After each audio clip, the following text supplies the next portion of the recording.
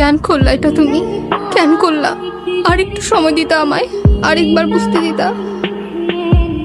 কেন আমাকে এভাবে ছেড়ে গেলা? আমি আগেই বলছিলাম, তখন তো শুনলা না।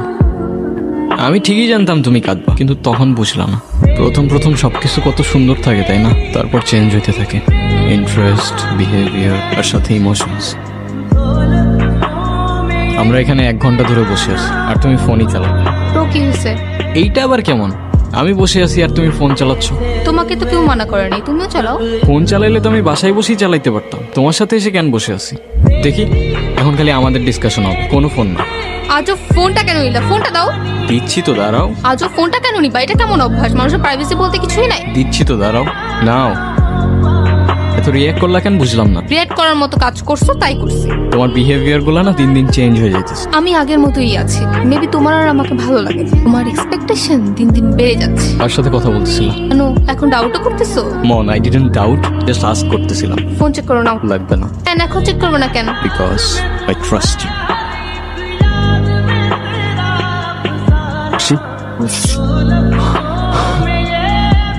তুমি কি সত্যি আমায় দেখতে পাচ্ছ না? সরি, আমি তোমার এত কাছে, তবু তোমার কান্না থামাতে পারলাম না। কিন্তু ঠিকই আছে, তোমার কান্না করাই উচিত। খুব তো বলছিলা না যা ইচ্ছা তাই করতে। এখন এখন কি? এখন কান্না করতেছো কেন আমার জন্য?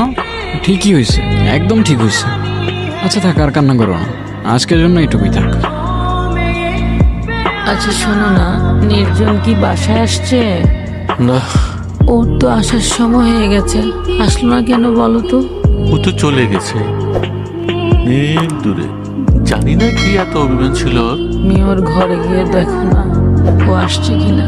যাও না, যাও না, দেখো না ও আসছে কিনা। মনে হয় চলে আসছে। আমি আসি তো মা। বাবা, আমি এখানেই আছি। আমরা ওকে কি দেয়নি বলো তো? যখন যা চেয়েছে সব এনে দিয়েছি, যা করতে চেয়েছে সব করতে দিয়েছি। তাহলে আমাদেরকে ছেড়ে কেন চলে গেল এত দূরে? কি জানি, হয়তো এর দুনিয়াটা আমরা বুঝে উঠতে পারিনি। আমাদের ছেড়ে সে চলে গেল।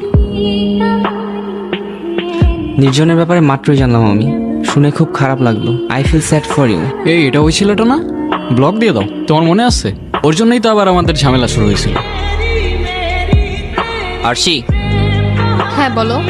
তোমার এই টক্সিক রিলেশনশিপ সম্পর্কে আমি খুব ভালো মতোই জানি। আমি তোমাকে এত ঘুরে পেঁচায় কথাও বলবো না, আবার ওই যে টিপিক্যাল ছেলেদের মতো আই লাভ ইউ বলবো না। আমি তোমাকে শুধু